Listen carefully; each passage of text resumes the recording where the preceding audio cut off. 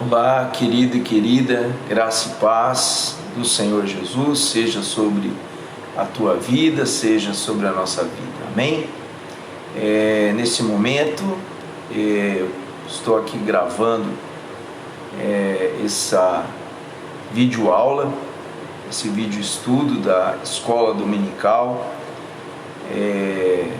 Nós vamos estar conversando um pouquinho sobre esse período que começa nesse domingo, o último domingo do mês de novembro, que começamos o período do Advento, o Advento do Natal, os eventos que anunciam a chegada do Salvador ao mundo, a chegada de Jesus Cristo, o Filho de Deus, a esse mundo, para, através do seu amor, através da sua graça, através do seu perdão, um dia realizar lá na cruz do Calvário aquilo que somente o próprio Deus poderia realizar, que é a salvação de toda a humanidade.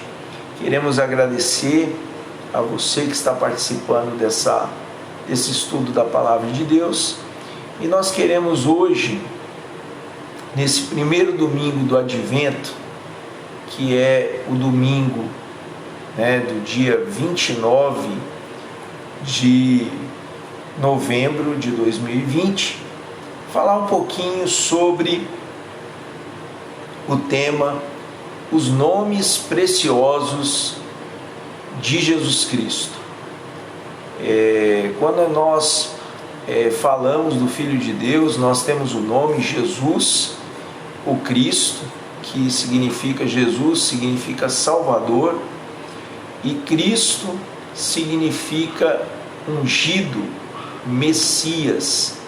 É o nome do Filho de Deus que veio a esse mundo para salvar aquele que se havia perdido. Ou seja, cada um de nós, cada ser humano, cada homem, cada mulher, cada ser humano que vive na terra precisa da salvação que vem de Deus. E aí, para falar sobre os nomes que é dado a Jesus Cristo, eu gostaria de convidar você a percorrer alguns versículos da Bíblia, alguns textos da Bíblia, para nós podermos meditar sobre o nome que é sobre todo o nome de Jesus. No livro de Filipenses, a palavra de Deus diz que Jesus recebeu um nome que está acima de todo nome, no qual todo joelho se dobrará, toda língua confessará. Nós podemos ver isso lá em Filipenses, no capítulo de número 2, que é um dos capítulos mais bonitos da palavra de Deus. Filipenses capítulo 2, no verso de número 9. Por isso também Deus o exaltou sobremaneira e lhe deu um nome que está acima de todo nome, para que ao nome de Jesus se dobre todo joelho nos céus e na terra e debaixo da terra, e toda língua confesse que Jesus Cristo é o Senhor, para a glória de Deus Pai. Então aqui o apóstolo Paulo, nesse trecho de Filipenses que está falando sobre a obra de serviço de Jesus à humanidade, que ele veio ao mundo em forma humana, que ele foi obediente até a sua morte, a morte de cruz. O apóstolo Paulo diz que por causa disso Deus deu a ele o nome que está acima de todo nome, no qual toda língua há de confessar um dia que Jesus Cristo é o Senhor. Nós que já um dia entregamos a Jesus a nossa vida, nosso coração, abrimos a nossa vida para Ele, confessamos os nossos pecados, nos decidimos a segui-lo, né? Nós já confessamos que Jesus Cristo, além de ser o nosso Salvador, Ele também é o nosso Senhor. Agora, aqueles que não confessaram, um dia hão de confessar, porque não haverá dúvidas, não haverá como se livrar desta situação diante da glória que se manifestará do Filho de Deus, né? Mas antes desse fato acontecer, nós queremos lembrar alguns nomes que Jesus recebeu das Escrituras e que tem um grande significado para a nossa vida. Então, o primeiro nome que eu gostaria de citar, né, é o nome de Emanuel. Emanuel, que é a palavra que nos diz que tem o significado desse nome, é Deus conosco. Então, lá no Evangelho de Mateus, no capítulo de número 1, o Evangelho de Mateus,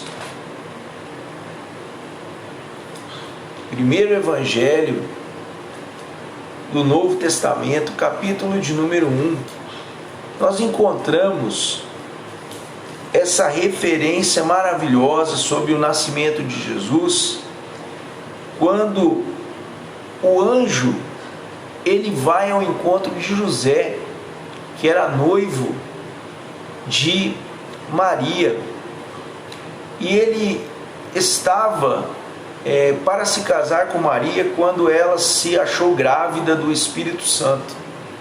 A palavra de Deus nos fala que Jesus ele é fruto da ação bendita do Espírito de Deus no ventre de Maria, uma serva humilde que estava desposada, ou seja, estava comprometida, estava prometida a José, um homem da tribo de Judá, da descendência de Davi.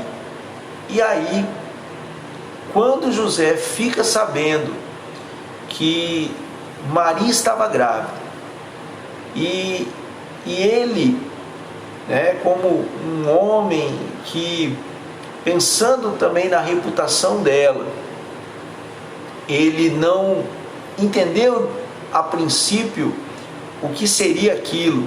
Ele resolveu deixá-la secretamente, como diz o texto lá em Mateus capítulo 1, verso 18 até o verso 24, e Deus envia um anjo para falar ao coração de José, que esse anjo aparece em sonho a José, não foi uma visão, foi um sonho, e ele diz, não temas em receber Maria como sua esposa, porque o que nela é gerado é do Espírito Santo. Ela dará à luz a um filho e porá o nome de Jesus, porque ele salvará o seu povo dos seus pecados. Ora, tudo isso aconteceu para que se cumprisse o que foi dito pelo Senhor por intermédio do profeta. Eis que a virgem conceberá e dará à luz um filho, e ele será chamado pelo nome Emanuel. Emanuel significa Deus conosco. Querido, o primeiro ponto que eu quero destacar aqui é que Deus está com o seu povo. Deus está com o seu povo. É interessante demais essa expressão da Bíblia, que Deus está com o seu povo. Há momentos que a Bíblia fala que Deus diz para o povo: olha, vocês serão meu povo e eu serei o seu Deus. E Deus diz para os líderes do povo, para o próprio povo: eu estarei com vocês na jornada, eu estarei com vocês na caminhada. E muito interessante são os textos bíblicos que falam do povo no meio do deserto, né? No deserto, a presença de Deus se fazia percebida, né? A Bíblia fala que havia uma nuvem, que enquanto aquela nuvem andava, o povo tinha que andar, porque era o Senhor que estava dirigindo o seu povo. Quando a nuvem parava, o povo tinha que parar, porque era o Senhor que estava ordenando o seu povo. Quando a nuvem caminhava apenas algumas horas, o povo tinha que caminhar apenas algumas horas. Então, Deus está com o seu povo. Lá já no Antigo Testamento, Deus manifestando a provisão no meio do seu povo, enviando o maná, enviando a carne, suprindo o povo com água no meio do deserto. E posteriormente Deus continua falando que Ele estaria com o povo, se eles buscassem a Ele, se humilhassem, orassem, se convertessem dos seus maus caminhos. Ele estaria com o seu povo se eles fizessem as coisas segundo a lei que lhes tinha sido dada.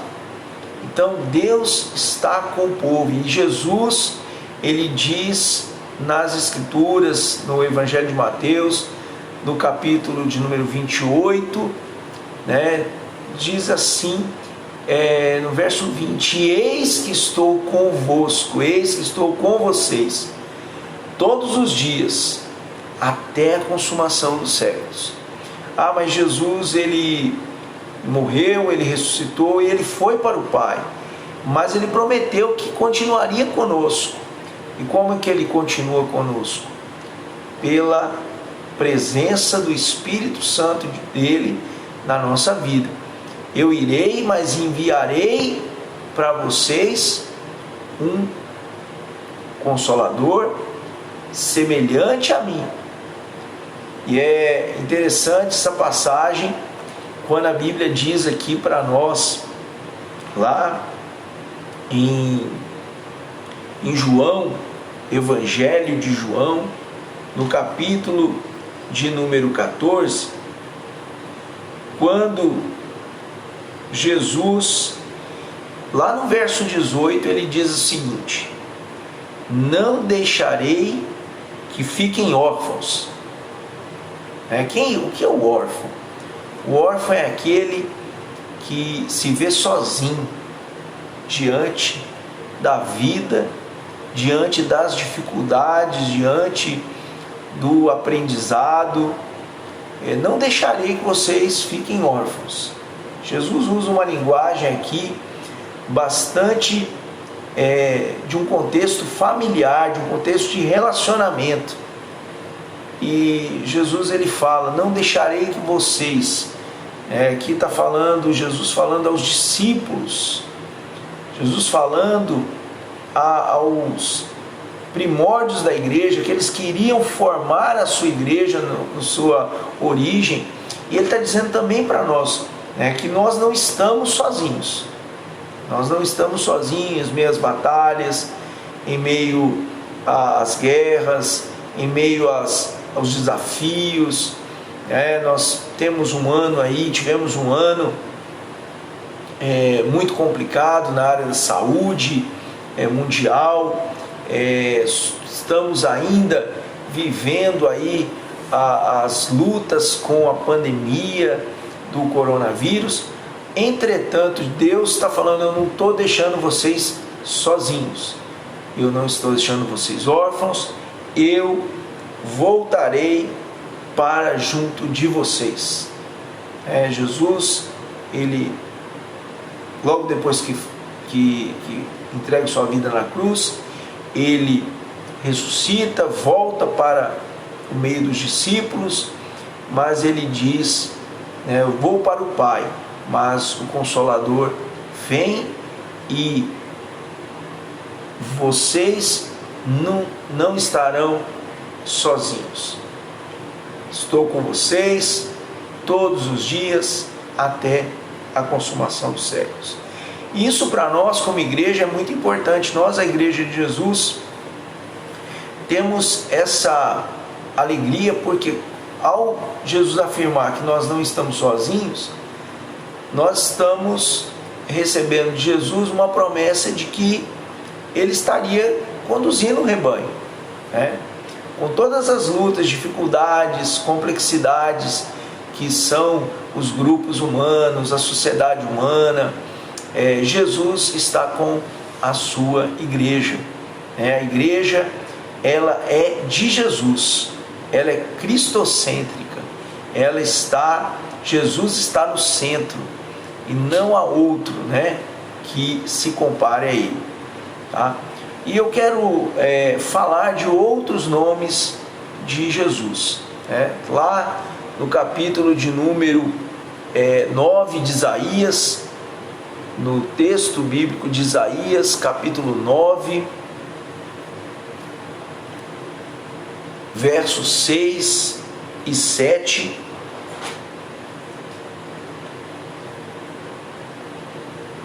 vamos participar desse texto, né, dessa palavra. Isaías 9, verso 6 e verso de número 7, diz assim: porque o menino nos nasceu, um filho se nos deu, o governo está sobre os seus ombros, e o seu nome será Maravilhoso, Conselheiro, Deus Forte, Pai da Eternidade, Príncipe da Paz. Ele estenderá o seu governo e haverá paz sem fim sobre o trono de Davi e sobre o seu reino, para o estabelecer e para o firmar com juízo e com justiça, desde agora e para sempre. O zelo do Senhor dos exércitos fará isto.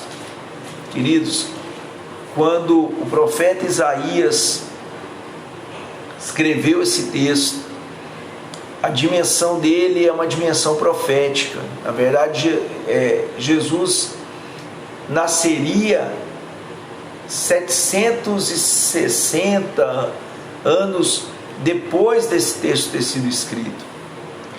E o profeta Isaías visualizou a libertação do seu povo através do nascimento de uma criança, né? O texto de Isaías 9 fala do povo que andava nas trevas e viu uma grande luz.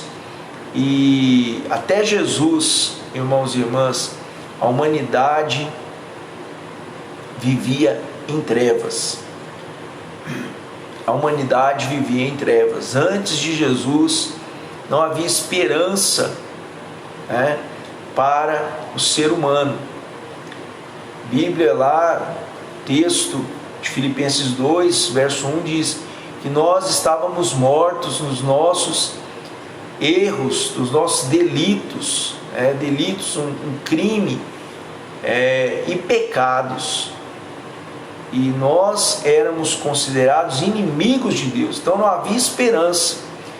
Mas o povo que andava em trevas, a humanidade que andava em trevas, viu uma grande luz. E essa luz, ela surge com o nascimento de Jesus, anunciado tanto a Maria, que gerou Jesus, como a José, que, assumindo a paternidade terrena de Jesus, auxiliou Deus, né, como servo ali, a cuidar da vida de Jesus, do crescimento de Jesus, junto com Maria. E é interessante esse texto que fala que essa criança seria a esperança das nações. Jesus, de fato, é a esperança da humanidade. E aqui só os seus nomes já traz para nós esse significado de esperança. Então, quando Jesus é citado por Isaías aqui, que o seu nome será maravilhoso conselheiro. Meu querido e querida, a humanidade carece, nós necessitamos do conselho de Deus. Nós necessitamos da orientação que vem de Deus.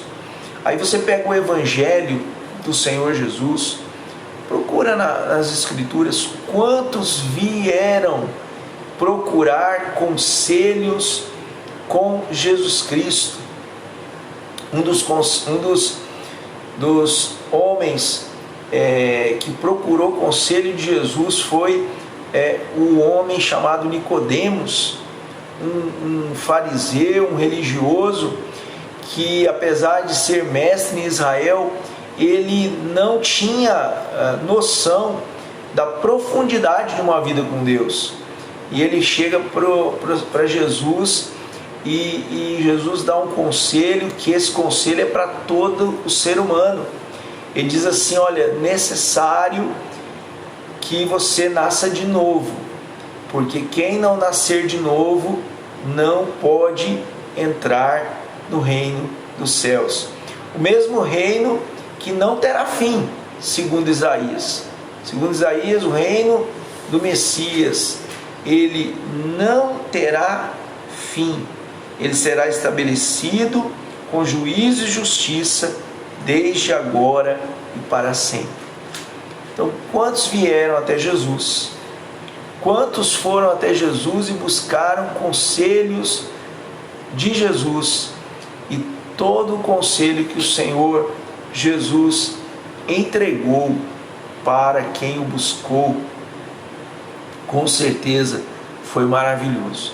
Ainda hoje, meu irmão, minha irmã, meu amigo, minha amiga, quando buscamos o conselho da palavra de Deus, da palavra de Cristo, quando oramos, falamos com Deus, buscando conselho, a Bíblia nos dá. O Senhor Jesus nos dá, o seu Espírito Santo nos dá. Maravilhoso conselheiro, Deus forte. O Senhor Jesus é poderoso. Quando o texto chama Jesus de Deus forte, primeiramente ele coloca Jesus dentro dessa posição da divindade. Jesus, ele é o bendito, ele é aquele que já existia, tem todo o poder, tem toda a soberania. E aqui, quando fala Deus forte, ele é forte e é aquele que concede a força para ao seu povo, para o ser humano, para o homem, para a mulher, força para viver no mundo onde nós vamos enfrentar aflições, força para vencer as tentações, forças para poder, inclusive, declarar a vitória contra o inimigo que é Satanás. Quando Jesus, lá em Mateus, no capítulo de número 28, verso 18, ele diz: todo o poder me foi dado nos céus e na terra. Todo o poder me foi dado. Todo o poder foi dado a Jesus. E esse poder é o que nos dá força para viver. Quantas pessoas estavam enfraquecidas quando Jesus veio ao mundo e foram fortalecidas. Um exemplo bem conhecido é a mulher que tinha uma hemorragia há 12 anos, e essa mulher desperdiçou todas as suas economias com médicos, com remédios, mas quando ela ficou sabendo de Jesus, ela declarou no seu coração: se eu tocar apenas nas vestes de Jesus, eu serei curada. E a Bíblia diz que ela foi curada.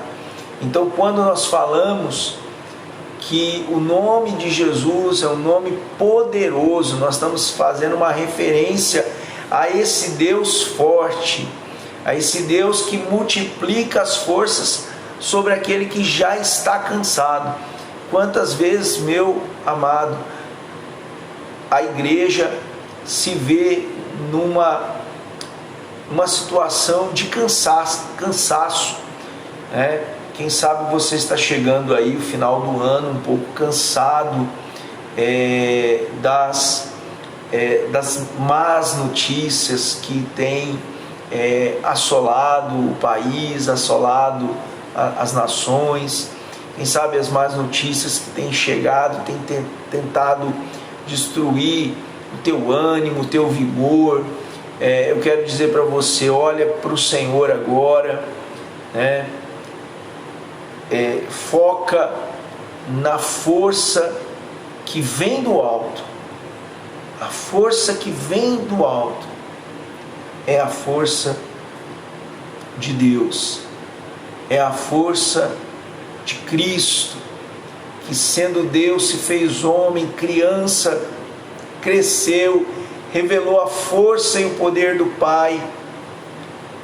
Tamanho era o poder do Pai que na vida de Jesus, que ele diz: olha, o Espírito do Senhor está sobre mim, pelo que me capacitou, me ungiu para anunciar coisas novas, coisas boas aos quebrantados de coração, restaurar a libertação aos cativos, pôr em liberdade os oprimidos e anunciar o ano da graça do Senhor.